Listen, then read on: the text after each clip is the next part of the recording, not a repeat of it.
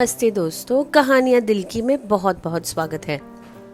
आज की कहानी का नाम है धोखे का पर्दा। कहानी राजस्थान के एक बड़े प्राचीन हवेली में घटित होती है, जो एक छोटे से गांव के किनारे स्थित है।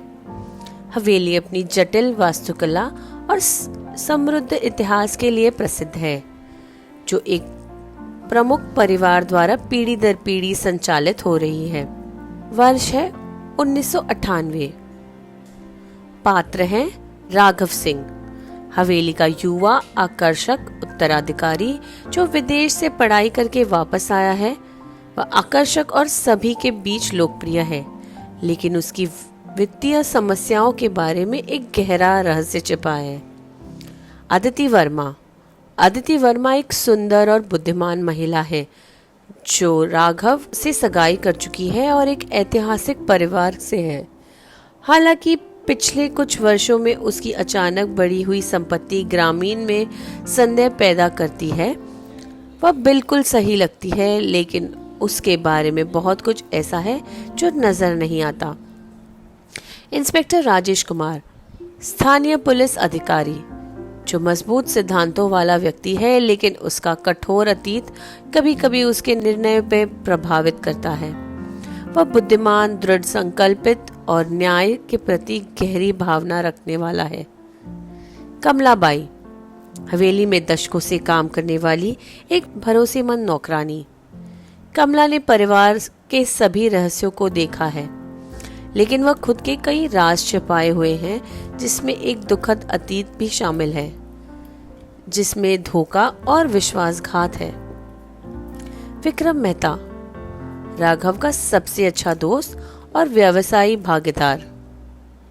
यह एक सफल व्यापारी है, लेकिन उसके पास एक गुप्त उद्देश्य है, जो हवेली कुछ के धरोहर को चकनाचूर कर सकता है। करण सिंह, राघव का छोटा कजिन, जो शरारती और महत्वाकांक्षी है और परिवार की संपत्ति का उत्तराधिकारी बनने के लिए आतुर है। कहानी की शुरुआत राघव की दुखद हत्या से होती है। वह अपने अध्ययन कक्ष में मृत पाया जाता है। छाती में गहरा चाकू घोंपा हुआ है। कमरा अंदर से बंद है और कोई भी जबरदस्ती घुसने के निशान नहीं मिले। मेज पर एक छोटी जटिल सोने की मूर्ति पड़ी होती है, एक पारिवारिक धरोहर जो अच्छे भाग्य का प्रतीक मानी जाती है। यह मूर्ति हवेली के छुपे हुए तहखानों से चोरी हुई है और उसका गायब होना हत्या और चोरी के बीच एक संबंध की ओर इशारा करता है। इंस्पेक्टर राजेश कुमार को मामले की जांच के लिए बुलाया जाता है और जांच शुरू होती है। पहले सुराग विक्रम मेहता की ओर इशारा करते हैं, जो राघव का सबसे अच्छा दोस्त है और व्यवसायी भागीदार। विक्रम को वित्तीय संकट का सामना था और वह राघव की हवेली बेचकर अपनी संपत्ति को तरल करने के लिए मनाने की कोशिश कर रहा था। विक्रम इससे इनकार करता है, कहता है कि वह हत्या के समय एक बैठक के लिए बाहर था। कमलाबाई, नौकरानी, बताती है कि उसने अदिति को राघव के अध्ययन कक्ष में रात के समय जाते हुए देखा। हालांकि अदिति का कहना है कि वह बस एक बहस के बाद राघव को देखने गई थी। इंस्पेक्टर राजेश को यह बात संदिग्ध लगी और वह अदिति की भूमिका पर सवाल उठाना शुरू करता है। जैसे जैसे राजेश मामले की तह तक पहुंचता है, वह कई रहस्यों से पर्दा उठता है। राघव ने हाल में यह पता लगाया था कि उसके परिवार की संपत्ति एक श्रृंखला से जुड़ी हुई है, जिसमें विक्रम और अदिति दोनों शामिल हैं। वह सोने की मूर्ति वास्तव में एक पारिवारिक धोखाधड़ी का प्रतीक है, जो परिवार के कुछ शक्तिशाली व्यापारिक साथियों से जुड़ी हुई थी। राघव इन सभी को बेनकाब करने का योजना बना रहा था, लेकिन उससे पहले ही उसकी हत्या कर दी गई। जांच के दौरान करण सिंह को हत्या के लिए गिरफ्तार किया जाता है, क्योंकि सबूत बताते हैं कि वह रात को राघव के अध्ययन कक्ष में था। लेकिन करण अपनी निर्दोषता पर अड़ा है। वह कहता है कि उसे गलत तरीके से फंसाया है और इस हत्या के पीछे किसी ऐसे व्यक्ति का हाथ हो सकता है जिसे परिवार की संपत्ति पर कब्जा चाहिए। जैसे जैसे तनाव बढ़ता है, प्रेम का कौन सामने आता है।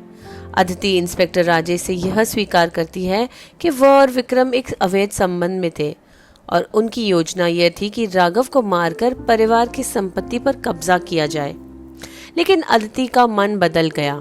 वह राघव से सच में प्रेम में पड़ गई और कभी नहीं चाहती थी कि राघव की मौत हो। उसे विक्रम को रोकने की कोशिश की थी, लेकिन वह बहुत देर हो चुकी थी। विक्रम यह महसूस करते हुए कि अदिति की राघव से प्रेम सारा खेल बिगाड़ सकती है, गुस्से में आकर राघव की हत्या कर देता है। हालांकि रहस्य पूरी तरह से हल नहीं हुआ। एक चौंकाने वाला मोड़ यह आया कि कमलाबाई एक अहम जानकारी का खुलासा करती है। वह स्वीकार करती है कि उसने सोने की मूर्ति को अध्ययन कक्ष में छिपाया था, क्योंकि उसने विक्रम और अदिति के बीच एक बातचीत सुनी थी। वह परिवार की धरोहर को बेचना चाहते थे, जो इन दिनों दोनों के भ्रष्टाचार के वजह से खतरे में थे। कमला को राघव के पिता से गहरा प्रेम था और वह परिवार के प्रति अपनी निष्ठा से पूरी तरह प्रतिबद्ध थी। जांच अंत इस पत्र से हल होती है जो राजेश को राघव के डेस्क में छुपा हुआ मिलता है। इस पत्र में राघव ने अपने मरने से पहले उन अपराधियों, जिनमें विक्रम और अदिति शामिल थे, को बेनकाब करने की योजना बनाई थी। वह खुलासा होता है कि यह हत्या सिर्फ लालच की वजह से नहीं, बल्कि विश्वासघात और विकृत प्रेम के कारण हो गई। इंस्पेक्टर राजेश कमलाबाई की मदद से विक्रम और अदिति को न्याय दिलाते हैं। दोनों को गिरफ्तार कर लिया जाता है, लेकिन उनके अवैध प्रेम संबंध और उनके बीच का स्कैंडल सिंह परिवार की एक बार प्राचीन और पवित्र धरोहर को हमेशा से धूमिल करता है। इस घटना के बाद राघव का कजिन करण हवेली का उत्तराधिकारी बनता है, लेकिन उसके दिल में भी भारी दर्द हुआ है। कमलाबाई, जो असली नायक थी, एक शांत चेहरे बने रह सकती है और परिवार के प्रति उसकी निष्ठा कभी पूरी तरह से पहचानी नहीं जाती। आशा करते हैं आपको आज की कहानी पसंद आई हो। Please do like, share and subscribe.